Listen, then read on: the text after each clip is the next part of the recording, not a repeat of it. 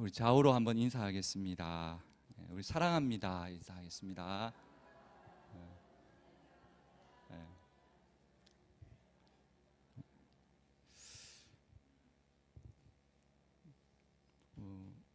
목사님이 안 계셔서 짧게 마치지 않을 것 같습니다. 저번 수요일은 목사님이 안 계셔서 제가 짧게 준비한 건 아니라고 말씀드렸지만 오늘은 많이 준비했습니다. 그래서 한 말씀도 놓치지 마시고 정말 귀한 말씀으로 또한 우리에게 도전이 되고 결단이 되는 그런 시간이 되었으면 좋겠고, 정말 하나님이 쓰시는 사람이 어떤 사람인지 또한 저의 고백이기도 한 이 말씀입니다. 주무시지 마시고, 주무시면 에어컨을 끄도록 하겠습니다. 요즘 기업이나 정부 조직에서는 물론 옛날이나 지금도 마찬가지지만 정말 똑똑한 사람, 학식이 있고 경험이 있는 사람들, 즉 흔히 말하는 유능한 인재들을 뽑으려고 합니다. 인재 경영이라는 말이 있는데 이것은 조직의 성공이냐 실패냐라는 것이 달려 있습니다. 거기에다가 특별한 기술이 있다든지 아니면 남다른 재능이나 재주가 있는 사람은 우선 채용을 합니다. 그래서 흔히 다른 말로 하면 이제 스펙이라는 말을 요즘 용어로 쓰고 있습니다. 그러니까 자신의 역량을 쌓으려고 부단히들 노력을 하는 거죠. 이건 취업을 앞둔 준비생들뿐만 아니라 취업을 하고 있는 사람도 승진이라든지 아니면 이직을 준비하는 그런 직장인들도 이러한 자기만의 스펙을 쌓아가고 있습니다. 심지어는 제가 신학교를 다닐 때 신학생들조차도 좀 더 큰 교회 아니면 서울에 있는 유명한 교회를 가기 위해서 자신의 스펙을 쌓는 것을 보아왔습니다.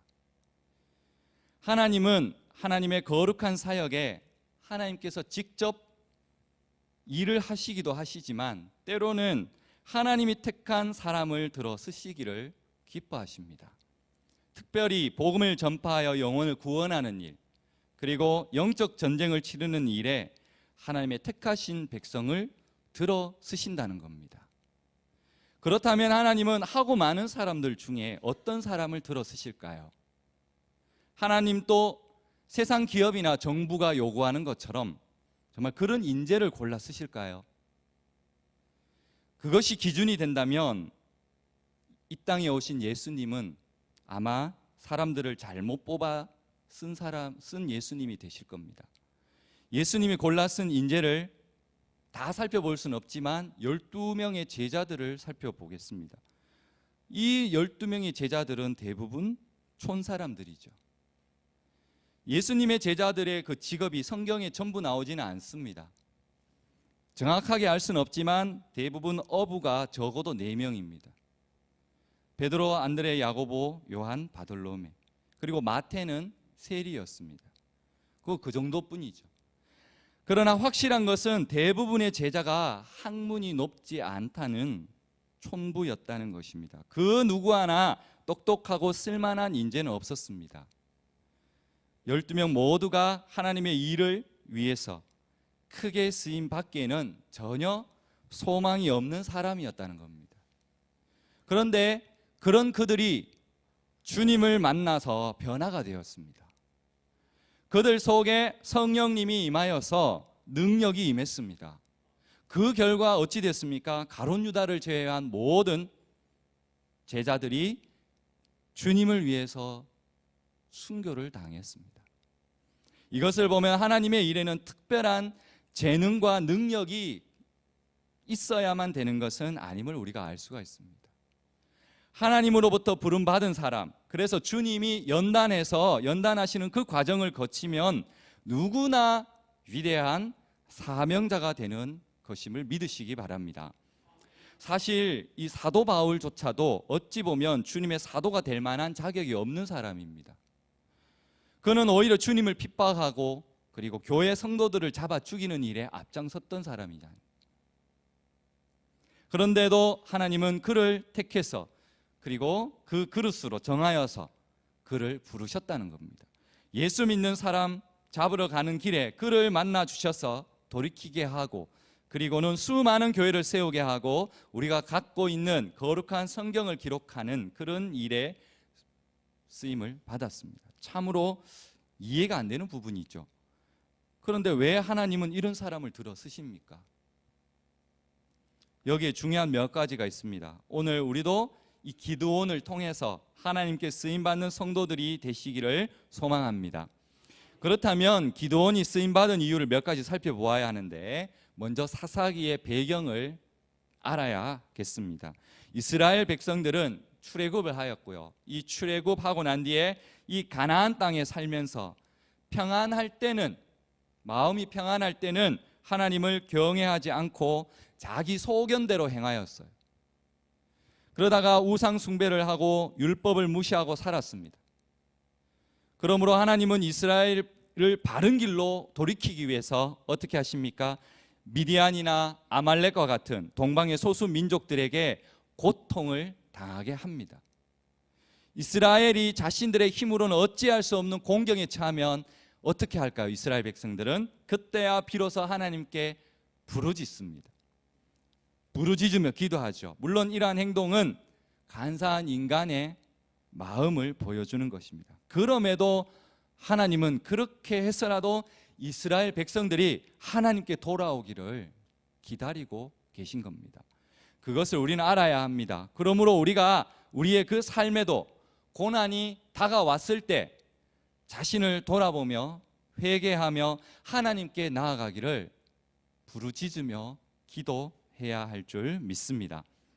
이스라엘 백성들이 하나님께 부르짖어 도움을 구하자 하나님은 기다렸다는 듯이 선지자를 보내주시고 또한 이들의 죄악을 책망하시고, 그리고 이스라엘을 구원하시기 위해서 사사를 보내주십니다. 그래서 사사란 평상시에는 백성 중에 그와 함께 거하다가 살던 사람이지만 유사시에는 백성들의 그 지도자로 등장하여서 나라를 통치하는 사람을 말합니다. 기드온이 사사로 쓰임받던 그 시대는 좀 특이한 정치 제도입니다. 왕이 없었어요. 사사가 나라를 통치하던 시대죠. 다시 말씀드리면 사사는 타민족으로부터 압박을 받거나 전쟁을 할 때는 군사령관이기도 합니다. 그리고 평상시에는 재판을 맡아보기도 했습니다. 그런데 이스라엘의 이 제5번째 사사, 즉 기드온이라는 사람이 하나님의 부르심을 받습니다. 하나님은 기드온을 불러서 그로 이스라엘 백성을 구원하도록 하십니다. 조금 마음이 불편해지고 살만하고 풍요로운지면 어느새 가나안 우상, 우상들이 우리 마음, 즉 그 이스라엘 백성들 마음을 틈타게 되죠. 그렇게 되면 어떻게 됩니까? 모든 것을 또한 약탈당하고 노예처럼 전락하고, 그러고 나서야 이스라엘 그 하나님을 향해서 다시 부르짖습니다. 부르짖으면 또 하나님께서 얼른 사사를 정하시고 그 손을 통해서 이스라엘을 구원하시는 거죠. 구원과 배교와 그리고 징계, 그리고 부르짖음, 또 구원해 주시고 배교를 하고 부르짖고, 이러한 사이클이 사사기에 340년간 계속 순환되어 가고 있는 것이 바로 사사기입니다. 연약한 우리 믿음의 모습이나 비슷한 것 같습니다. 이스라엘의 긴 역사를 인도하고 함께 하셨던 하나님께서 우리 인생 가운데도 똑같이 인도하시고 함께하고 계심을 믿습니다. 오늘 본문을 통해 하나님이 쓰시는 사람은 어떤 사람인지 우리에게 주시는 몇 가지 은혜를 나누기를 원하는데, 먼저 1장 1절에서 7절을 보면 이 미디안 사람들이 얼마나 이스라엘을 괴롭혔는지 잘 나옵니다. 이스라엘 자손이 또 여호와의 목전에서 악을 행했대요. 여호와께서 7년 동안 그들을 미디안 손에 넘겨주셨어요. 또라는 말이 아주 중요합니다. 또 우상 숭배를 했다는 겁니다. 또 여호와의 말씀에 불순종했다는 거예요.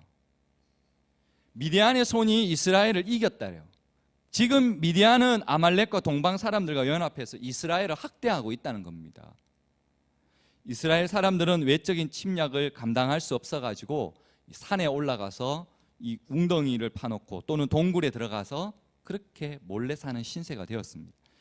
양식이나 아니면 키우는 양이나 소나 이 나귀도 남겨주지 않고 다 약탈해 가버립니다. 표현이 이렇습니다. 메뚜기와 같다라고 말합니다. 메뚜기 떼 아시지 않습니까? 실제로 본 적은 없지만 메뚜기 떼가 지나가면 남는 것이 없을 정도 아닙니까? 그리고 이렇게도 표현합니다. 사람과 낙타가 무수함이라. 이스라엘이 미디안으로 말미암아 궁핍함이 심했다는 겁니다. 결국 이스라엘 자손들이 할 수 있는 게 무엇이겠습니까? 하나님께 부르짖는 것밖에 없지요. 왜 부르짖겠습니까? 앞에서 말씀드렸지요. 이건 틀림없이 이스라엘이 또 무엇을 잘못했다는 거죠. 우상 숭배가 만연하고 사회가 타락해서 하나님의 징계가 임했다는 겁니다. 하나님은 우리가 고난 가운데 주님을 향해 탄식할 때 응답하시기를 원하시고, 또한 찾아오셔서 우리의 그 약해진 손을 강하게 하시고 꺾인 무릎을 일으켜 주실 줄 믿습니다. 하나님께서는 이스라엘이 고통 중에 부르짖을 때 어김없이 그 음성을 들으셨고요. 그리고 이스라엘을 구하기 위해서 바로 한 사람 기드온을 부르셔서 그들을 구원하시게 하십니다. 오늘 기드온을 찾아온 여호와의 사자가 이 기드온과의 대화를 통해서 하나님이 사사로 부르셨던 기드온은 어떤 자였고, 그리고 하나님이 찾으시는 또는 쓰시는 자가 어떤 자인지를 우리는 함께 알아보려고 합니다. 첫 번째는 하나님은 부족한 사람을 통해서 일하십니다. 하나님의 일하심은 인간의 생각으로 다 알 수도 없고 이해할 수도 없습니다. 그 당시 미디안 나라는 강대국입니다. 그런데 하나님은 한 사람 기드온을 세워서 일하신답니다. 상황은 말 그대로 최악의 상태인데 이런 상황에서 하나님이 그 기드온 한 사람을 세워서 이스라엘을 구원하기를 계획하셨다는 겁니다. 하나님의 구원의 계획은 단순합니다. 하나님 말씀에 순종하는 그 한 사람을 세워서 그를 통하여 이스라엘을 구원하시겠다는 겁니다. 고린도전서 1장 27절에 보면, 그러나 하나님께서 세상에 미련한 것들을 택하사 지혜 있는 자들을 부끄럽게 하려 하시고, 세상에 약한 것들을 택하사 강한 것들을 부끄럽게 하려 하신다라고 말씀합니다. 하나님은 반드시 탁월한 자, 갖추어진 자, 뛰어난 재능이 있는 자만 쓰시는 것이 아니라 때로는 부족한 자를 쓰심으로 스스로 지혜롭다 하는 자를 부끄럽게 하신다는 겁니다. 찬양을 가사를 보면 약할 때 강함 대신에 나의 보배가 되신 주 안에 있는 보물을 나는 포기할 수 없네. 주 나의 모든 것. 찬양 다 아시죠? 약할 때 강함 대신에 나의 보배가 되신 주 나의 모든 것. 주 안에 있는 보물을 나는 포기할 수 없네. 주 나의 모든 것. 예수 어린 양 존귀한 이름. 예수 어린 양 존귀한 이름. 세상에 미련한 것, 그리고 세상에 약한 것들, 이것이 주는 의미는 단순한 평범한 것이라는 것을 말씀하는 게 아닙니다.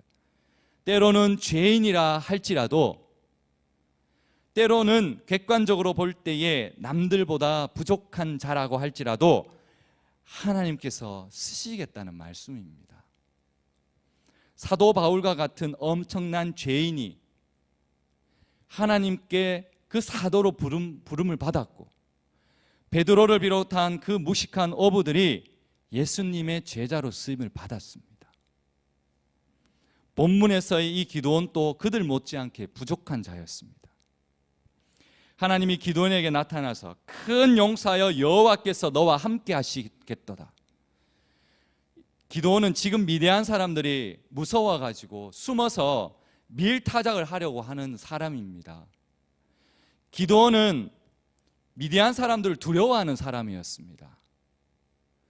1년 동안 그 농사 지은 밀을 빼앗길까봐 빼앗기지 않기 위해 가지고 염려하면서 숨어서 타작을 했다고 합니다. 그런데 하나님은 기드온을 큰 용사라고 부르십니다. 큰 용사라 부르기에는 지금 너무나 상황이 아이러니합니다. 타작이라는 게 제가 어릴 때 큰 집에서 기억으로는 거의 동네 잔치 분위기입니다.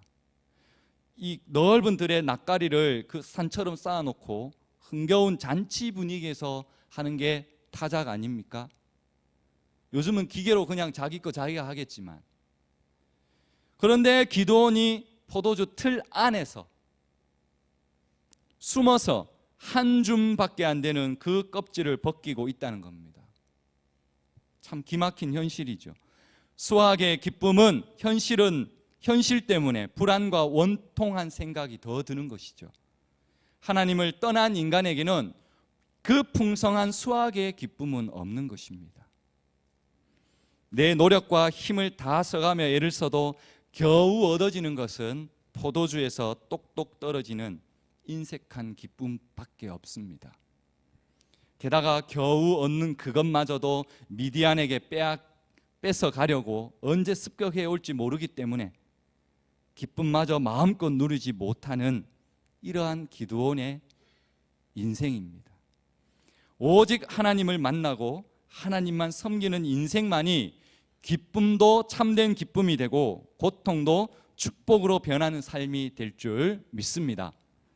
하나님께서 기드온을 큰 용사라 부르신 이유가 있습니다. 사람은 외모를 보시지만 하나님은 그 마음의 중심을 보십니다. 그러므로 기드온이 겉으로는 드러나는 모습은 비록 소심하고 의심이 많고 두려움이 많은 사람이지만 큰 용사의 자질을 하나님은 보셨던 겁니다. 두 번째는 하나님은 부족한 자를 통해서 일하시고 그리고 사명을 주십니다. 13절을 보겠습니다. 오 나의 주여 여호와께서 우리와 함께 계시면 어찌하여 이 모든 일이 우리에게 일어났나이까? 또 우리 조상들이 일찍이 우리에게 이르기를 여호와께서 우리를 애굽에서 올라오게 하신 것이 아닙니까? 그 모든 이적이 어디 있나이까? 이제 여호와께서 우리를 버리사 미디안의 그 손에 우리를 넘겨주셨지 않습니까? 기드온은 이스라엘 백성들이 섬기는 하나님께서 왜 이스라엘을 미디안 손에 맡기셨는지를 이렇게 의문을 가지고 묻는 것입니다. 이제 여호와의 사자가 다시 기드온에게 사명을 주시죠. 14절입니다. 너는 가서 이 너의 힘으로 이스라엘을 미디안의 손에서 구원하라. 내가 너를 보낸 것이 아니냐. 이러한 부르심은 모세를 부르신 것과 같은 거지요. 출애굽기 3장 9절에 보면 하나님 모세를 부를 때 이렇게 말씀합니다. 이제 가라.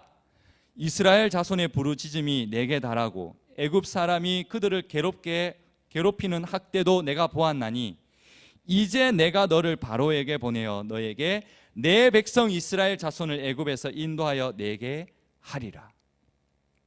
모세가 안 가겠다 했죠. 그래서 어떻게 했습니까? 한 사람을 더 붙여줍니다. 아론을 붙여줬습니다. 그 당시 이집트는 그 당시의 최대 강대국이죠. 막강한 이집트를 상대로 하나님은 단 두 사람을 보내서 이스라엘을 구원하십니다. 하나님의 능력이 지금 이스라엘과 함께하지 않는다고 불평하는 그 기드온에게 하나님은 너의 힘으로 이스라엘을 구원하라고 말씀합니다. 지금 미디안이 무서워서 추수한 그 밀을 빼앗길까 봐 염려하면서 타작하는 기드온에게 너의 힘으로 이스라엘을 구원하라고 하십니다. 그렇다면 기드온의 힘의 근원이 어디서 나오겠습니까? 기드온에게 무슨 힘이 있어서 이스라엘을 구원할 수 있겠습니까? 이 이스라엘을 구원할 수 있는 힘은 하나님이 기드온을 보냈다는 사실에서 나오는 것입니다. 하나님으로부터 기드온에게 힘이, 능력이 임하는 것입니다. 기드온에게 큰 능력이 있는 것이 아니라 하나님이 함께 하심으로 기드온에게 능력이 있는 것입니다. 할렐루야. 기드온은 하나님이 보낸 사람이죠. 힘이 없고 의심도 많고 머뭇거리는 사람이었지만 하나님이 그를 보내셨을 때 바로 큰 용사가 될 수 있는 것입니다. 마찬가지로 하나님은 악하고 음란하고 죄 많은 세상에서 저와 여러분을 선택하셨습니다. 하나님이 우리에게 찾아오셔서 우리를 하나님의 백성으로 그리고 하나님의 자녀로 삼으셨습니다. 하나님이 우리와 함께 하십니다. 우리는 연약하고 보잘것도 없고 초라하고 하나님으로 인해서 바로 강해지는 것입니다. 하나님이 주시는 힘과 능력과 지혜로 우리는 강해지는 것입니다. 하나님이 우리와 함께 하신다는 그 믿음을 가지고 세상을 향해 전진해 나가는 저와 여러분이 되시기를 소망합니다. 세 번째는 하나님은 부족한 자에게 사명을 주시고 그리고 하나님의 함께 하심으로 승리를 거두게 하십니다. 하나님이 이제 기드온에게 찾아오셔서 그에게 사명을 주시고 보내셨죠. 그러자 기드온은 뒤로 한 발 물러납니다. 하나님의 사명을 거절합니다. 15절입니다. 오 주여, 내가 무엇으로 이스라엘을 구원하리이까? 보소서, 나의 집은 므낫세 중에 극히 약하고 나는 내 아버지 집에 가장 작은 자이니다. 이것은 자기를 부인하는 말이죠. 기드온은 하나님의 사명을 감당하기에는 자신은 약하고 부족하다라고 고백합니다. 사실 그렇습니다. 자신이 무슨 막강한 지도력이나 군사력이나 경제력이 있어야 하는데 아무것도 없는 자신이 무엇으로 이스라엘 백성을 구원하겠냐라고 오히려 반문하고 있는 것이죠. 이번 주에 저에게는 참 의미 있는 한 주간이었습니다. 총신 다닐 때 같이 공부하던 좋은 동생들이 많이 있는데 특히 이 친구는 동생이지만 제가 배울 점이 많은 정말 한치의 흐트러짐이 없는 좋은 동생입니다. 오랜만에 이제 카톡으로 안부를 묻다가 그 동생이 갑자기 저에게 묻는 말이 있었습니다. 재훈이 형, 요즘 형의 마음을 설레게 하는 것이 뭐예요? 이런 질문 참 대답하기 어렵죠. 그래서 제가 대답을 했습니다. 강도사 고시가 코앞이라서 조금은 긴장이 되고 걱정이 된다. 그런데 그 동생이 하는 말이 저에게 무겁게 더 가슴 떨리게 들려왔습니다. 형, 저는 강도사 될 자격이 있는지 모르겠어요. 그리고 이쯤에서 스탑해도 되겠나 싶고 그래요. 졸업할 때 수석으로 졸업한 동생입니다. 공부할 때 전체 올 A를 받은 전도사입니다. 이런 그의 입에서 내가 강도사 될 자격이 있나 이렇게 고백을 하는 겁니다. 사실 이 대답이요, 저에게도 제 마음 한 구석에 있었던 마음입니다. 내가 목사 될 자격이 있나? 매일 출근해서 기도하는 제목입니다. 하나님, 제가 목사 될 자격이 있습니까? 하나님, 저의 집안에 목사도 없고 장로도 없고 아니 교회 다닌다고 하는 성도 한 사람도 없는 집안에서 어떻게 목사가 되어서 나설 수 있겠습니까? 하나님, 나같이 나약하고 공부도 많이 하지 못하고 열등감에 사로잡혀 있는 지극히 약하고 작은 나를 목사가 될 자격이 있습니까? 한 영혼도 사랑하지 못하고 품지 못하고 그저 내 앞가림 하기에 바쁜 제가 어떻게 목사가 되고 하나님의 사랑을 전할 수 있겠습니까? 이렇게 생각하고 고민하는 것이 저만의 문제입니까? 그렇다면 제가 성도 여러분들에게 묻고 싶습니다. 여러분들은 정말 요즘 설레게 하는 것이 무엇입니까? 사랑하는 연인들이야 늘 설레이는 시간을 보내겠지만 우리 하나님의 사랑으로 설레어 보신 적이 있습니까? 우리 하나님의 그 은혜로 설레어 보신 적이 있으십니까? 교회 와서 지금 이 예배 드리는 이 시간, 정말 우리 주님과 만나는 이 시간 정말 설레이는 마음으로 앉아 계십니까? 사실 우리에게 이러한 설렘이 없다면 죽은 신앙입니다. 저에게 이러한 설렘이 없다면 목사 되는 건 너무 쉬운 겁니다. 이러한 고민과 걱정이 어쩌면 당연한 것이죠. 이러한 고민과 걱정이 있다고 할지라도 이것이 우리를 살리는 것이고 살리는 길이고 우리가 하나님께 더 가까이 나아갈 수 있는 길임을 믿으시기 바랍니다. 이것이 살아있는 신앙입니다. 할렐루야. 하나님의 사명을 거부하며 뒤로 한 발짝 물러가는 기도원에게 하나님은 확신을 주십니다. 하나님의 16절이죠. 내가 반드시 너와 함께하리라. 내가 미디안 사람 치기를 한 사람 치듯이 하리라. 많은 군대를 치는 것보다 한 사람 치는 거 얼마나 쉽습니까? 하나님은 기드온에게 용기를 주신 것이에요. 하나님이 함께 하실 때 한 사람을 때려 눕히듯이 미드안의 군사를 쳐서 물리칠 수 있게 하신 것입니다. 하나님은 뒤로 물러서는 기드온을 야단치지도 않으십니다. 윽박지르치지도 않습니다. 오히려 그를 격려하고 용기를 부어 넣으시는 말씀을 하십니다. 하나님은 기드온이 느끼는 두려움을 알고 계셔요. 왜 모르시겠습니까? 기드온이 생각하는 그 염려와 불안을 다 알고 계십니다. 타작마당이 아니라 포도주 그 틀에 숨어서 밀타작을 하고 있는 기드온을 다 보고 계셨어요. 하나님은 약하고 자신 없어하는 그 기도를 향해서 하실 것을, 함께 하실 것을 약속해 주셨습니다. 그런데 기도는 하나님의 말씀이 미심쩍습니다. 하나님의 약속이 사실임을 확증할 수 있는 표징을 구합니다. 그래서 하나님은 또한 기도원에게 표징을 구하죠. 보여주시죠. 17절 18절입니다. 만일 내가 주께 은혜를 얻어싸우면 나와 말씀하신 이가 주 되시는 표징을 내게 보여주십시오. 내가 예물을 가지고 다시 주께 나와 그것을 주 앞에 드리기까지 이곳을 떠나지 마시기를 마옵소서. 기도원의 입장에 보면 일을 확실하게 해두는 것이 좋죠. 지금 자기와 말씀하시는 분이 누군지 확인할 필요가 있고요. 그리고 무작정 미디안과 전쟁에 나갈 수는 없지요. 목숨이 달려 있으니까요. 이렇게 기도원이 표징을 구하자 하나님은 또 한 번 인내하십니다. 하나님은 신경질 내거나 짜증 내시지도 않습니다. 기드온의 요구를 모두 다 수용하십니다. 기드온은 여호와의 사자에게 예물을 가지고 올 때까지 떠나지 말 것을 요구합니다. 기드온은 그래서 염소 그 고기와 무교병과 국을 가지고 나오지요. 여호와의 사자가 그 예물을 그 바위 위에 올려놓으라고 그리고 국을 부으라고 하십니다. 기드온이 그대로 순종합니다. 여호와의 사자가 놀라운 이적을 행합니다.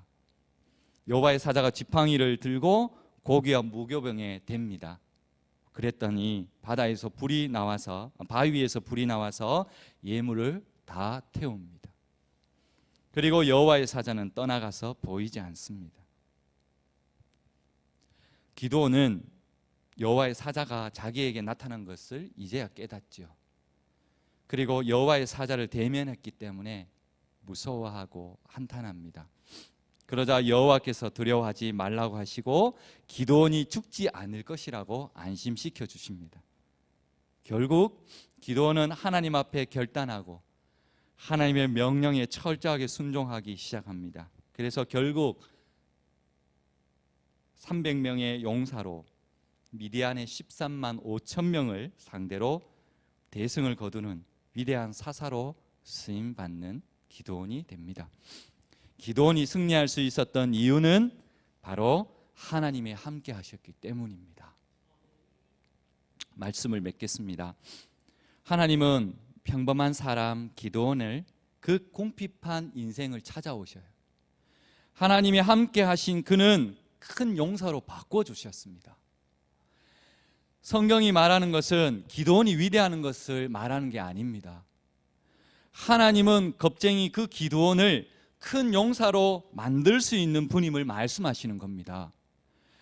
겨우 300명밖에 안 되는 적은 인원으로도 이스라엘을 구원하실 수 있다는 것을 말씀합니다.